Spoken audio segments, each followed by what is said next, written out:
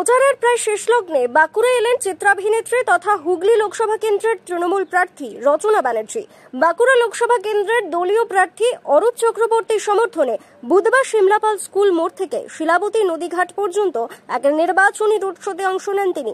বাঁকুড়া ঝাড়গ্রাম রাজ্য সড়ক ধরে রচনা ব্যানার্জির উপস্থিতিতে এই রোড শো ঘিরে তৃণমূল নেতা কর্মী সমর্থকদের মধ্যে ব্যাপক উৎসাহ উদ্দীপনা লক্ষ্য করা গেছে।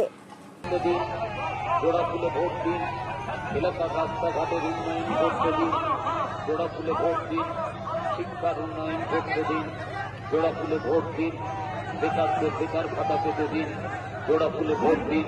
শিল্পীদের শিল্পী ভাতা পেতে দিন, ভোট দিন। বিনা পয়সায় চিকিৎসার সুযোগ পেতে দিন, জোড়া ফুলে ভোট দিন। বিনা পয়সায় রেশন পেতে দিন, জোড়া ফুলে। তৃণমূল কংগ্রেস জিন্দাবাদ, অরূপ চক্রবর্তী জিন্দাবাদ।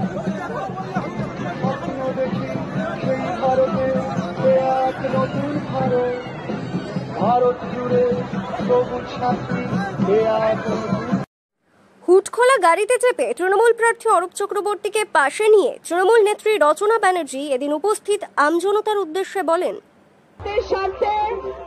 নিজের পরিবারের ভালো রাখার জন্য, নিজের সন্তানদের আগামী ভবিষ্যৎ সুরক্ষিত করার জন্য তৃণমূল কংগ্রেসের পাশে থাকতে হবে।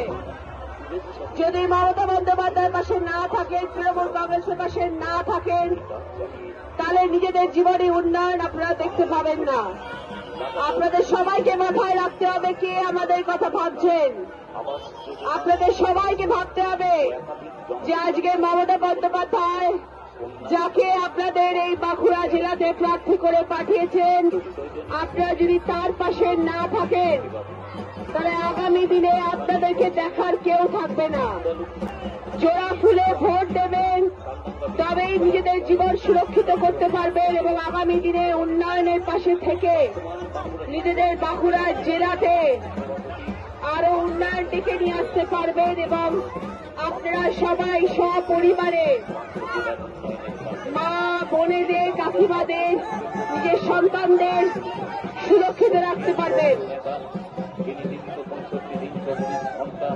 তৃণমূল কংগ্রেসকে বিশ্বাস করবেন এবং মমতা বন্দ্যোপাধ্যায়ের পাশে থাকবেন, অভিষেক বন্দ্যোপাধ্যায়ের পাশে থাকবেন। আমরা সবাই তৃণমূল কংগ্রেসের সদস্য। এর আগেও অনেকবার এসেছিলাম, কিন্তু সেটা আমার রাজনীতির জন্য নয়, সেটা আমি আমার কাজে এসেছিলাম, আমার মিউজিক্যাল শো এর জন্য এসেছিলাম।